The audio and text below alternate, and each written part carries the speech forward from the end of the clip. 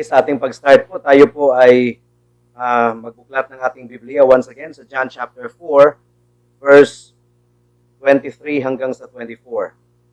22 hanggang sa 24. John chapter 4, verse 22 hanggang sa 24. At para sa mga wala dito nung mga nakaraan, ay nire-review po natin ngayon ang ating distinctives. Ang ating distinctives sa local church. At ang purpose po dito ay upang magabayan ang Davao, ang Iligan, ang Cebu, iba pang mga sumusubaybay sa ating mga gawain dito. So, we want to inform everyone about our distinctives here at Herald of Grace Covenant Bible Church. At itong mga distinctives na ito po ang nagdi-describe sa ating iglesia. At ito pa rin ang ating ina-aspire palagi na mas lumago pa tayo sa mga distinctives na ito. At hindi lang naman ang ating church ang nag-adopt ng distinctives na ito, kundi lahat ng mga nakakaunawa patungkol sa thorough biblical reformation. John chapter 4, verse 22 hanggang sa 24, ang sabi dito, sinasamba ninyo ang hindi ninyo nakikilala, sinasamba namin ang nakikilala namin, sapagkat ang kaligtasan ay mula sa mga Hudyo. Subalit dumarating ang oras at ngayon na nga, nasasambahin ng mga tunay na sumasamba ang Ama sa Espiritu at katotohanan, sapagkat hinahanap ng Ama ang gayong mga sumasamba sa Kanya. Ang Diyos ay Espiritu at ang mga sumasamba sa Kanya ay kailangang sumamba sa Espiritu at katotohanan. Ang unang distinctive na ating pinag-aralan nung nakaraan is Christ-centered. We are a Christ-centered church, but we continue to aspire to be more Christ-centered. And then, pangalawang distinctive is sound doctrine. We uphold sound doctrine and sound teaching. At para sa mga gustong humabol, ay maaaring i-review ang ating mga naunang pinablish na sermon sa messages na yun or sa mga distinctives na yun. Christ-centered and sound doctrine. At ang pangatlong distinctive, at inumpisahan po natin ito last Wednesday, ang biblical worship. Biblical worship. And nagkaroon tayo ng introductory lesson last Wednesday. And I refer you to our published material sa YouTube channel po natin on biblical worship or regulative principle of worship introduction or part 1. Ngayon po ay aralin po natin properly kung ano ba talaga ang regulative principle of worship. Sa pag-aaral natin sa biblical worship, ay tatlong general heading po ang ating sinusunod. Una, regulative principle of worship. Pangalawa, regulative principle in practice. And pangatlo, the regulative principle in devotion. Ulitin po natin. Una, the regulative principle of worship. At ito po ang ating tatalakayin ngayong gabi. Pangalawa, the regulative principle in practice. And pangatlo, the regulative principle in devotion. So kung matapos natin ang unang bahagi ngayong gabing ito, the introductory lesson that we had last Wednesday, and then ang second and third heading next week, Lord be willing, that makes it 3 lectures all in all patungkol sa biblical worship. Hindi natin hinahabaan sapagkat we want to become friendly to those who are still new to thorough biblical reformation.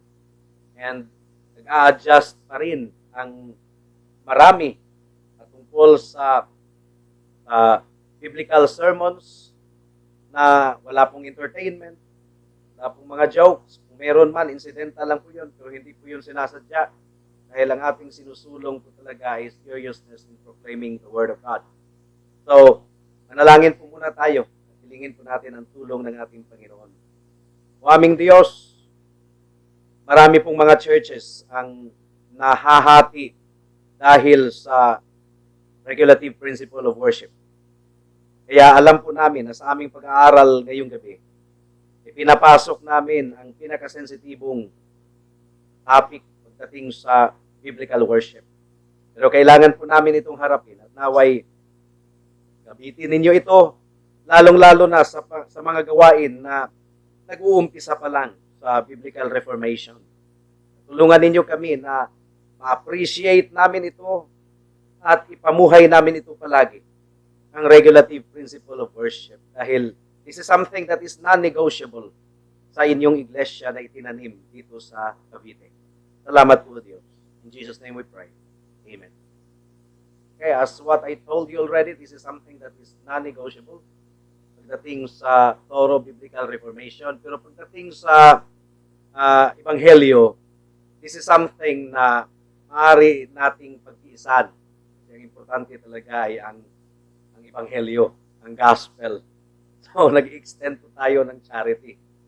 Samantalang sa atin, non-negotiable po ito, pero pagdating sa pag-extend ng right hand of fellowship, this is something na maaari po nating mag-iisan at mag-extend po tayo ng charity. Okay, nakuha po natin. Paglilinaw lang po yan ha, paglilinaw lang po yan. Ang non-negotiable pagdating sa pag-extend ng right hand of charity ay ang right hand of fellowship rather, ang gospel talaga. Yun po talaga yung non-negotiable pagdating po sa pag-extend ng right hand of fellowship. Pero itong regulative principle of worship ay this is something na charitable po tayo. Nag-extend tayo ng right hand of fellowship kahit sa mga grupo na hindi nag-observe ng regulative principle of worship. They are still our brothers and sisters in the Lord kahit pa ay hindi sila nagsasubscribe ng regulative principle of worship. So, linawin lang po natin yan. By biblical worship. Ano bang ibig sabihin ng biblical worship, mga kapatid, mga kaibigan? Anong ibig sabihin pag sinasabi nating worship na naaayon sa Biblia at katanggap-tanggap sa Diyos? Ang ibig pong sabihin natin pag ginagamit natin yung phrase na biblical worship is that ang Biblia po ang standard sa ating pagsasaayos ng ating pagsamba. The Bible is the standard for ordering our worship. Yun ang ibig sabihin ng biblical worship. Ang Biblia lamang po ang standard sa ating pagsasaayos at sa pagsasagawa ng pagsamba. Regulative principle lang po ang tawag dito. Ang mga reformers and later ang mga Puritans ay talagang pinanghahawakan po nila, mga kapatid, mga kaibigan, na ang katanggap-tanggap na paraan ng pagsamba ay yaong ang Diyos mismo ang nag-institute. Ano ba ang Tagalog ng institute? I do not know. Ang katanggap-tanggap na pagsamba ay yaong ang Diyos mismo ang nagtalaga. At ang salita ng Diyos lamang ang tanging autoridad natin kung papaano tayo sumamba. Ang salita ng Diyos lamang ang autoridad natin, ang pakikinggan natin kung papaano tayo sumamba. Lahat po ng pagsamba ay kinakailangang mag-conform. Anong Tagalog ng conform? Umayon sa malinaw na turo ng kasulatan. Bale, ang Diyos mismo ang nagtalaga ng mga parameters, ng mga bakod. Ang Diyos mismo ang nagtalaga ng mga bakod kung ano ang pinahihintulutan sa pagsamba. Hindi po ang tao ang nagtatalaga ng mga bakod, ng parameter.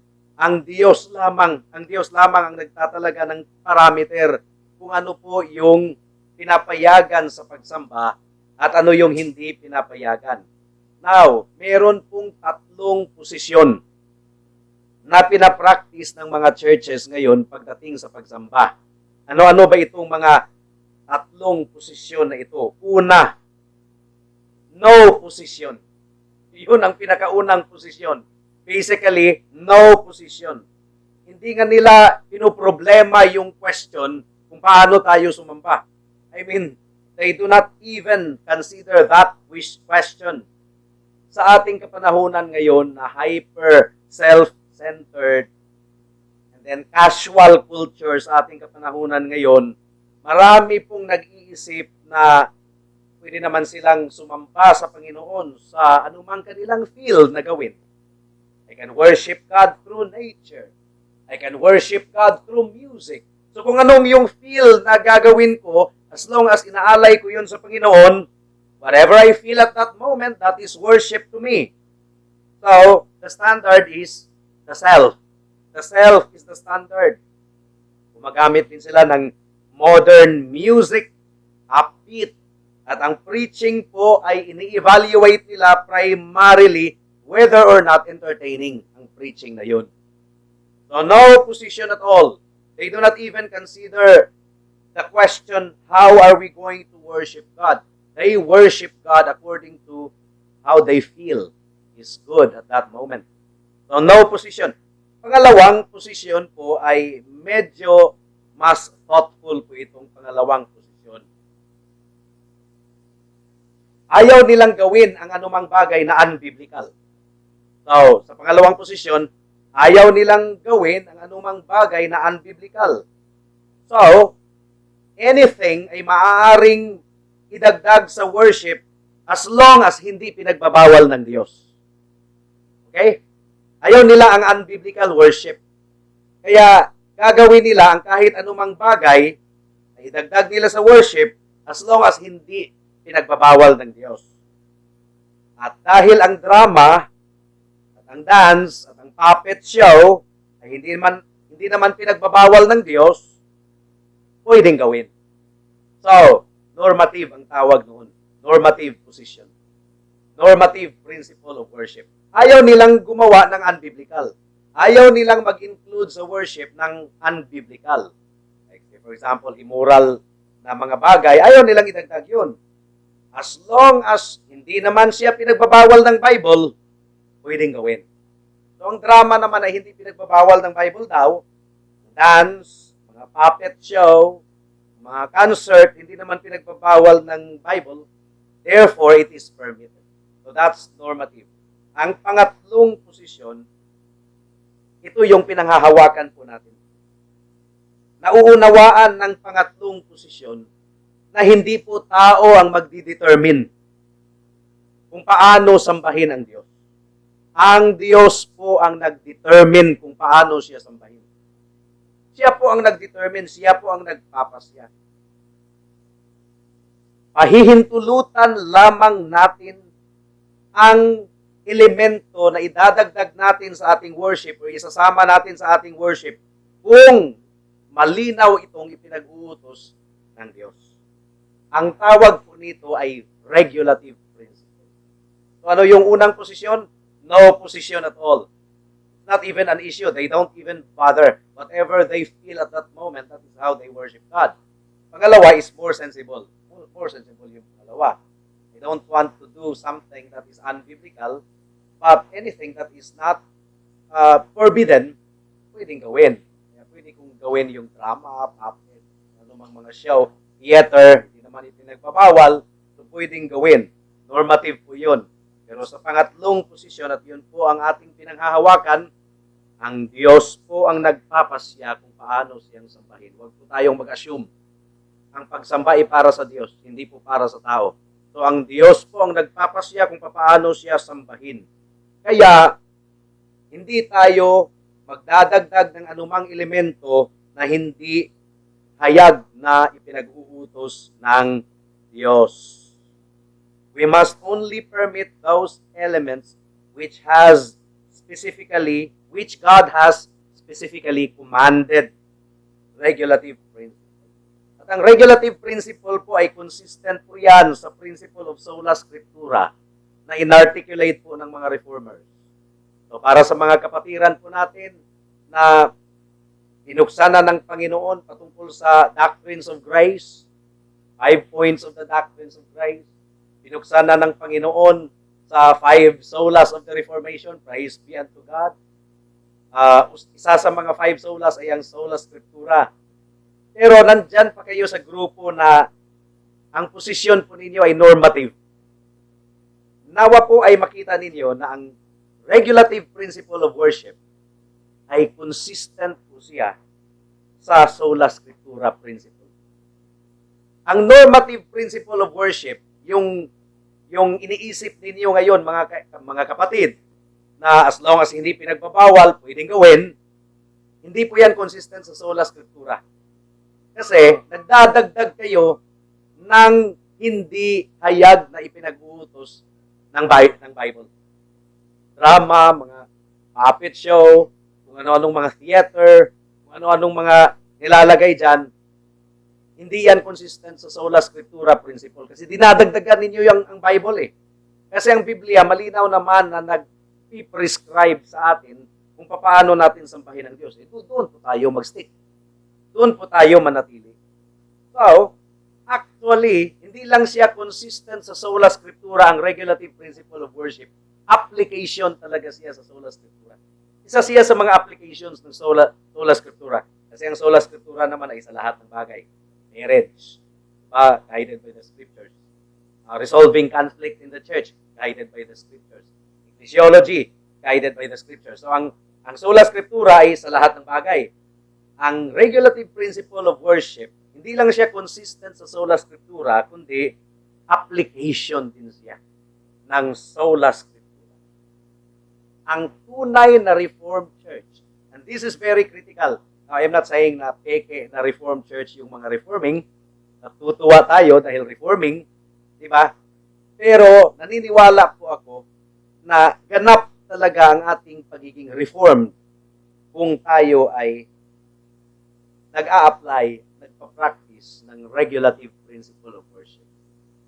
Kasi ang self ang pinaka-number one idol na pampalit sa adoration natin sa Panginoon. Ang self ang number one na idol. So, how I feel to see. Diba? Gusto ko ng theater, gusto ko ng drama, hindi naman bawal sa salita ng Diyos, so pwedeng gawin. So, it's all about how I feel. It's still all about my preference. Pero pagdating kasi sa regulative principle of worship, kinakalimutan kasi natin ang ating sariling preference. Initsapwera natin ang ating preference. We stick to the specific prescription of the Bible, the Word of God. So, masasabi ko talaga, and firmly, pwede niyong gamitin yung salitang dogmatically, pero I use the word firmly. Masasabi ko talaga firmly, na ang church na nag-o-observe ng regulative principle of worship, ay talagang masasabi natin na more or less ganap na ang kanilang pagiging Reformed Church. Ganap na. Granting na okay sila sa defined and definite membership. Granting na okay sila sa Christ-centeredness, sa sound doctrine. Granting na okay sila sa ecclesiology. Granting na na-observe na nila ang ngayon. Ang worship kasi, napaka-sensitibo kasi nito. Kasi sumisingit ang sarili. Sumisingit ang sariling preference. Sumisingit pa rin Humihirit pa rin yung yung gusto ko. Now, kahit regulative principle of worship na tayo, pa rin? Ingat pa rin tayo. Kasi, ang puso po natin ay mandaraya. Puso po natin ay mandaraya. Nire-regulate po natin actually yung mga contemporary songs kahit reformed yung lyrics. Nire-regulate po natin. Nire-regulate natin yung style ng music. Kasi nga, ang puso talaga ay mandaraya. Kaya andun na tayo nakikirid sa music. Kaya nung song na Yet Not I, ano ba yan? But Christ in Me, naghanap talaga tayo ng tugtog na straightforward congregational singing. Wala na yung marami pang mga adlib. Kasi mandaraya kasi yung mandaraya talaga ang mga tugtog. Mandaraya. Baka andun na tayo makikirid sa Napatunayan ko yan. Anak ng isang Christian sa Cebu, kasamahan nating church, na kumanta ng sa kabukiran. Sa kabukiran, layo ang kasakit. Kumanta ng sa kabukiran. Tapos, dalawang magkakapatid, nanood, bebop champion, napaiyak sila, napaluha sila sa kabukiran. Ano bang nakakaiyak nung sa kabukiran? Ang message lang naman noon, sa kabukiran, walang malungkutan. Kasi nga, ang himig, napaka-deceptive kasi. Kaya nga i-regulate talaga natin yung sa church nila Pastor Al Martin. Merong isang pianista na hindi talaga makakompromise sa kaniyang musical style kasi biruin mo naman, graduate ng London Music Conservatory. So, siya yung pinagpiano. Ang Ang mga congregation kasi kahit hymnal lang yung piano, dinadagdagan kasi ng mga elemento kasi yun na talaga eh, hindi niya makompromise eh, dinadagdagan ng elemento na parang na lumutang sa alapaap yung congregation. Pinakiusapan siya na huwag yun kasi deceptive talaga yung music, baka ando na sa ganda ng pagtugtog ng piano at wala na doon sa himno na kinakanta. Hindi talaga niya mag-compromise because that's her training. Kaya siya na mismo ang nagsabing iba na lang ang mag-piano. Kasi that is something na nandun na talaga sa kaniyang sa kaniyang style ng pagtugtog.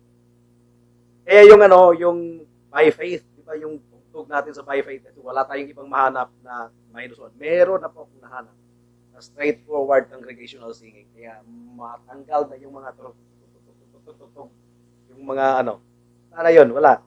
Kahit noong yung in Christ alone ba yun? Ano ba yung kinanta natin? Yung tatanggalin natin yung mga elemento na nakakaagaw pansin.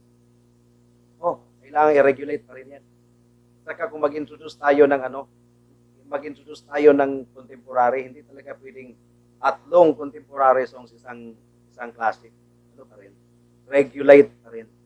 Isang contemporary song if ever we have to introduce. And then, there's a practical talaga. There's a practical effect. Walang dogmatic statement from the Bible niyan ha. Pero there is really a practical effect kung ako ang tatanungin patungkol dyan. Regulative kasi mandaraya ang ating puso eh. Now, ang isang iglesia na talagang nag-observe talaga ng regulative principle of worship, masasabi talaga natin na nagiging ganap na ang kanilang pagiging reform or nandun na talaga sila. Paano? Di ba? Reformed and reforming tayo. Reformed and reforming. Yung andun na sa regulative principle of worship, andun na yun sa reformed eh. Yung reforming, andun pa yun sa mayroon pang mga elemento ng self, preference. Ayon pa kay John Calvin. Pakinggan natin si John Calvin ha. We may not adopt any device in our worship which seems to fit to ourselves. Tingnan natin, isipin ang ating sarili. I-fit natin sa ating liking. Sabi dito, we may not adopt any device in our worship which seems to fit ourselves, but look to the injunctions of Him who alone is entitled to prescribe. Sino itong Him who alone is entitled to prescribe? Ang Diyos. Therefore, if we would have Him approve of our worship, kung nais daw natin ng approval ng Diyos sa ating worship, this rule, which He everywhere enforces with the utmost strictness, must be carefully observed. God disapproves of all modes of worship not expressly sanctioned by His Word. Ini-disapprove talaga ng Panginoon ang lahat ng uri or mode ng worship na walang sanction sa salita ng Diyos. Ang simplicity ng worship style ng marami sa mga evangelical traditions, Reformed, particularly the Baptist and the Presbyterian, resulta po yan ng application ng regulative principle of worship. Kasi kung babasahin natin sa Bible, Exodus 20 verse 25, pati sa pagsasagawa ng mga bato, di ba, ipagpapatong-patong yung bato sa temple, may specific prescription eh. Ibato pa nga lang yun sa temple, construction pa lang yun sa temple, may specific prescription na hindi sila pwedeng lumagpas doon, lalong-lalo na ang worship.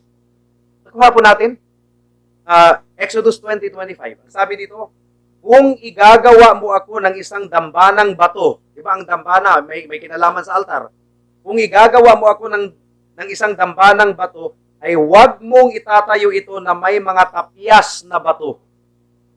Dapat buong bato. Sapagkat kung iyong gamitin ang iyong patalim doon, ay iyong nilapastangan iyon. So dapat purong bato, walang tapyas. Ang ibig pong sabihin nito, di ba type and shadow ito? Dapat ang ating pagsamba ay puro. Wala talagang mga strange element. Kasi kung gagamit ka daw ng patalim at yung mga bato na gagawin ng dambana ay parang naputol na ginamitan ng patalim, ano na yan? Ang sabi dito, nilapastangan daw nila ang Diyos. Altar lang yun ha. Altar yun sa Old Testament worship. Lalong-lalo ng mga elements of worship. Kaya wag talaga tayong magdagdag ng anumang elemento na wala sa salita ng Diyos. Ang regulative principle of worship, mga kaibigan, mga kapatid, mga minamahal na kapatid, we extend our right hand of fellowship sa mga kapatid natin na humahawak ng tunay na gospel. Somehow, hindi pa talaga na-expose dito. And this is very sensitive. Malinaw na tinuturo po ng Biblia ang regulative principle of worship. Bakit ni-reject ng Panginoon ang pagsamba ni Cain? Bakit hindi niya tinanggap ang fruit of the ground na inalay ni Cain? Bakit ang animal sacrifice ni Abel ang tinanggap ng Diyos? Sapagkat, hindi naman po prescribe ng Diyos ang tao na mag-offer ng fruit. Hindi sa ipinagbabawal. Wala ka namang mababasa na ipinagbabawal eh. Pinagbabawal ba ang prutas na i-offer? Hindi. Pero hindi prescribe. Diba? Ang blood sacrifice ang prescribe. At doon nag-stick si Abel. Ang tanong dito, saan kukuha si Cain ng hayop? Di ba siya ay farmer? Tatanim ng wala siyang, hindi siya katulad ni Abel na nag-aalaga ng mga hayop. That's not even a question. That belongs to practical common sense. Pwede siyang makipag-bargain kay Abel. Di ba? Pwede siyang bumili ng animal sacrifice, babayaran niya ng kanyang mga fruit of the ground. Para lang meron siyang maialay sa ating Panginoon. Si Nadab and Abihu, bakit po sila pinatay ng Diyos? Sapagkat sila ay nag-alay ng strange fire. Kakaibang apoy. Strange fire. Hindi ipinagbabawal, pero hindi ipinag-uutos. Leviticus chapter 10, verse 1 and 2. Leviticus chapter 10, verse 1 and 2. Sabi po dito, ayaw nating ma-preempt.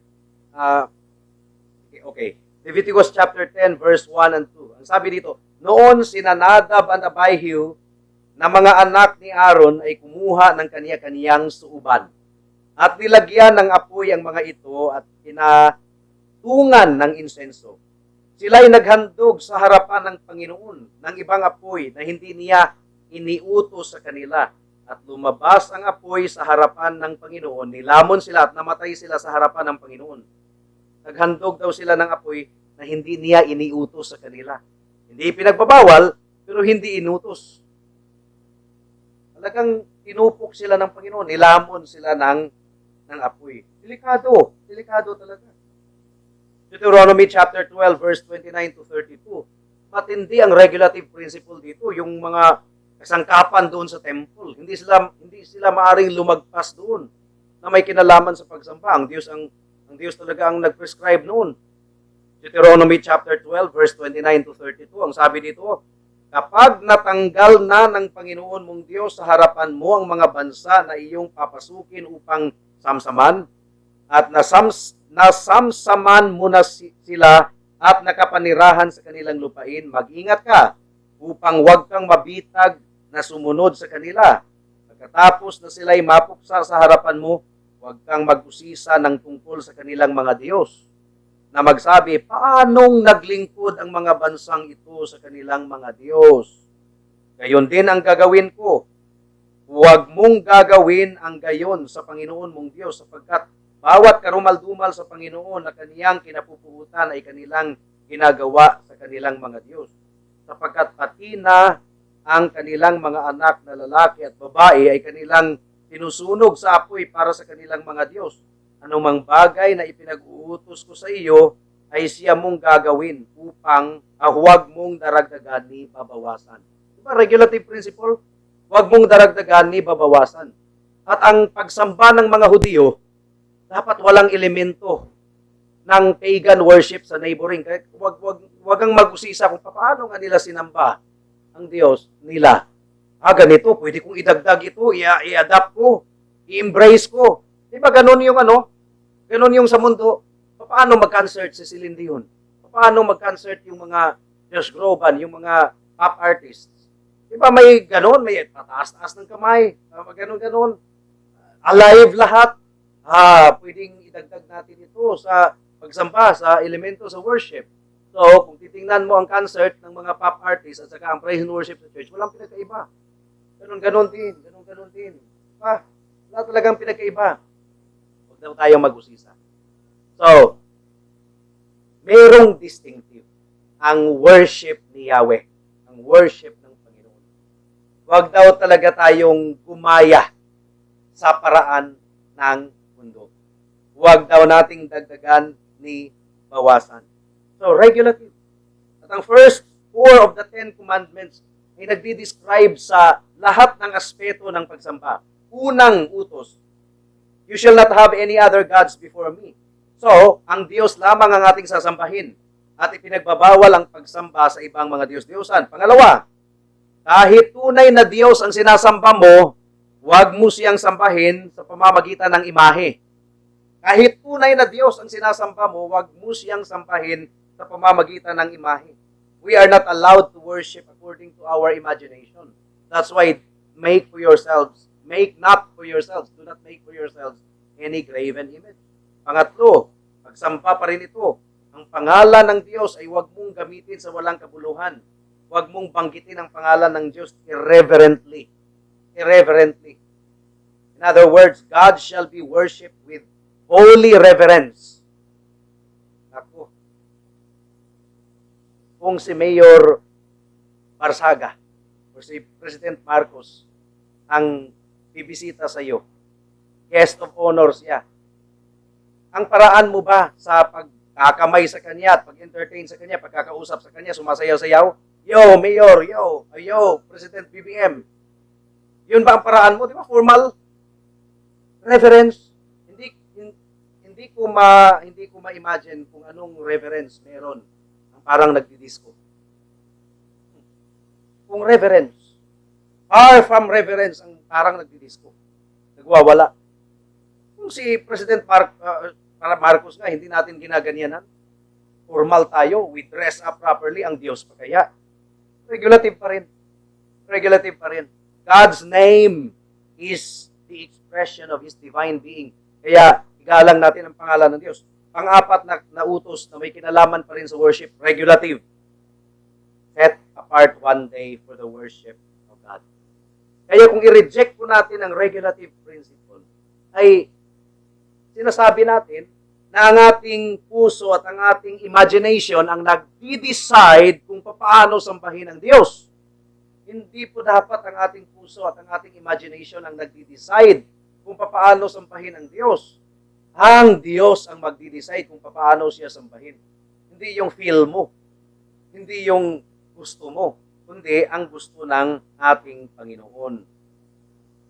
Mag-ingat tayo kasi ang Jeremiah chapter 17 verse 9 malinaw na nagsasabi na ang Diyos ay ang puso ng tao ay mandaraya.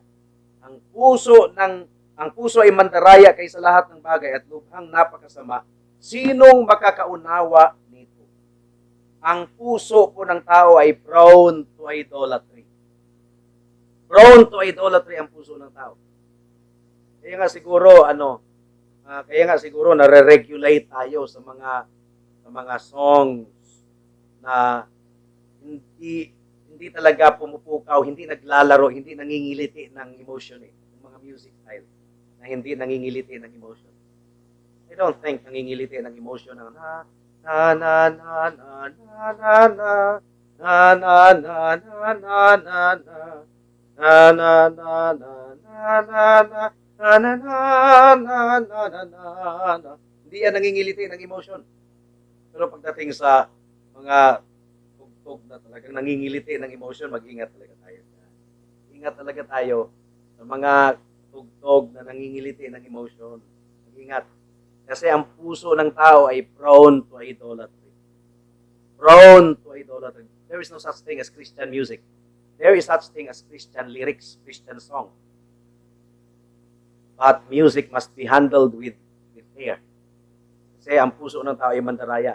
When left to our imagination, worship soon becomes idolatrous. kung pabayaan tayo sa ating imagination, ang worship ay magiging idolatrous yan.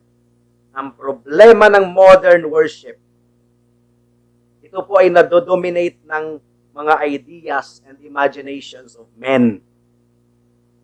I think na mai-incorporate nila ang music at ang method ng modern culture sa church worship at tatawagin nila itong worship. Contemporary worship has even crept into many so-called reformed churches.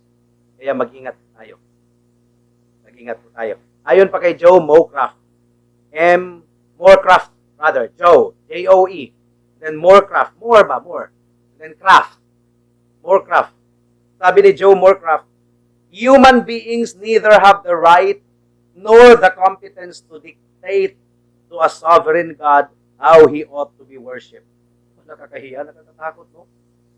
Nakakatakot. Wala talagang tayong karapatan na diktahan ng Diyos kung paano siya sambahin. Oh, human beings neither have the right nor the competence to dictate to a sovereign God how He ought to be worshipped. Why not? Because of our creaturehood and our sinfulness. We are totally unqualified to determine how God is to be worshipped or to have any say or to make any suggestions in the matter.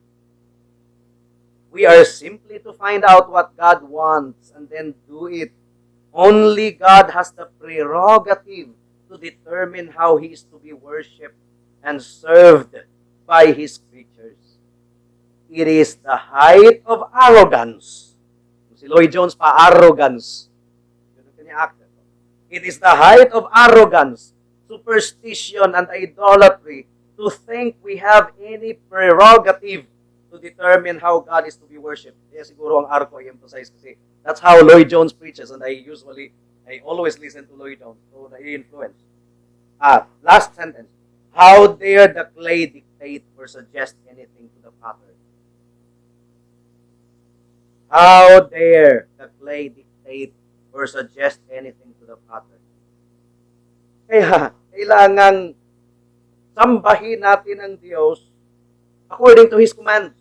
Hebrews chapter 12, verse 28 to 29. According to His commands. Dito na tayo magwawakas. Kaya't yamang tinanggap natin ang isang kahariang hindi mayayanig. Magkaroon tayo ng biyaya na sa pamamagitan nito ay makapaghahandog tayo sa Diyos ng kalugod-lugod na paglilingkod na may paggalang at takot. Sapagkat ang Diyos natin ay isang apoy na tumututok. So, dapat may paggalang at pagkatakot ng ating paglapit sa Panginoon sapagkat siya ay Diyos. Siya ay apoy na tumututok. Now, para sa mga kaibigan natin na wala pa kay Kristo, ay talagang hindi ninyo ito maunawaan. Talagang ang iniisip niyo, ano ba yung pinagsasabi? Pero this is really the concept. Ang Diyos ay soberano sa lahat. Kahit sinasabi mo pang tunay na Diyos yung sinasamba mo, pero ang paraan ng pagsamba mo sa Diyos ay hindi naaayon sa kaniyang ipinag-uutos, hindi pa rin katanggap-tanggap ang pagsamba mo, kaibigan. Malinaw na sinasabi ng Biblia na hindi natin sasambahin ang Diyos sa pamamagitan ng inukit na larawan. Kahit sasabihin mong Diyos yung sinasamba mo, pero yung paraan ay sa pamamagitan ng inukit na larawan, malinaw na sinasabi ng Isaiah chapter 40 verse 18 hanggang sa 25 na wala pong hugis na maaari nating isimbolize sa Diyos. You are actively rebelling against God. You are sincere but sincerely wrong. Now, ilapag mo yung sandata ng paghihimagsik mo laban sa Diyos. Come to God on His own terms. Paano ka makalapit sa Panginoon on His own terms? Dapat yung kasalanan mo ay nahugasan. Hindi ka rin mahuhugasan sa kasalanan mo sa pamamagitan ng pagpinitensya mo, sa pamamagitan ng kung ano-anong mga effort in order to cleanse yourself. Ang kabutihan mo ay maruming basahan lamang sa harapan ng Diyos. Kaya kung lalapit ka sa Panginoon with your credential na iniisip mong magpakabait ka, kasuklam-suklam ka sa harapan ng Diyos. Kaya ang kasalanan mo, upang yan ay matakpan at matabunan at ikaw ay ituturing na banal sa harapan ng Diyos, kailangang latag, ilagak mo yan sa ating Panginoong Jesucristo. Wala kang katuwiran, wala kang righteousness. You need the righteousness of Christ. He obeyed the law of God perfectly. Ikaw, hindi ka talaga nakasunod sa batas ng Diyos perfectly. You are not acceptable before God sapagkat ikaw ay rebelde. But Jesus Christ obeyed the law of God perfectly. Doon ka magtiwala sa perfect righteousness of Christ. And then ang justice ng Panginoon ay kailangang mabayaran. Ang kabayaran ng kasalanan ay kamatayan. Without the shedding of blood, there is no forgiveness of sin. Penitensya, yung pagpapasakit mo sa sarili mo. Sinasaktan mo ang sarili mo or anumang bloodless na sacrifice tulad ng hostia na bloodless sacrifice when the Bible says without the shedding of blood there is no forgiveness of sin. Wala yan. Suklam-suklam yan sa harapan ng Diyos. But Jesus Christ offered His blood. He died the death of a criminal, the righteous for the unrighteous, the just for the unjust. Upang ikaw, kung ikaw ay magtiwala kay Kristo, ikaw ay ipapawalang sala at ikaw ay maligtas. Kaya lumapit ka kay Kristo ngayon, kaibigan, at ikaw ay maligtas. Huwag kang mag-assume, huwag kang mag-invento ng paraan kung paano ka magiging katanggap-tanggap sa Diyos. Hindi sa pamamagitan ng penitensya mo or mga ritual mo. Huwag kang mag-invent ng paraan. Come to God through Jesus Christ, through the merit of Christ. That is the way of God. That is the term of God. Obey it. Sasabihin mong, yun lang, simple lang, magtiwala lang ako sa dugo at katuwiran ni Kristo, ligtas na ako, yes. Huwag mo nang dagdagan. Huwag mo nang dagdagan. Pagsaka. Any addition to the finished work of Christ ay kasuklam-suklam sa harapan ng Diyos. Iniinsulto mo ang Panginoon. Sapat na ang katuwiran ni Kristo, sapat na ang kanyang dugo para ikaw ay magiging katanggap-tanggap sa Diyos. Magtiwala ka kay Kristo. Baka bukas ay huli ng lahat. Ayun na. Tayo po ay manalangin. O aming Panginoon, salamat sa mensahe ninyo sa gabing ito. Nawa ay gamitin ninyo ito, hindi lang para sa kaligtasan ng mga wala pa kay Kristo, kundi upang matulungan ang mga reforming ministries na binuksan na ninyo ang kanilang mga mata patungkol sa doctrines of grace, patungkol sa essential doctrines of Christianity. But somehow, this is still the sensitive area na hindi pa nila nalagpasan. Tulungan ninyo ang aming mga kapatid o Diyos. In Jesus' name we pray. Amen.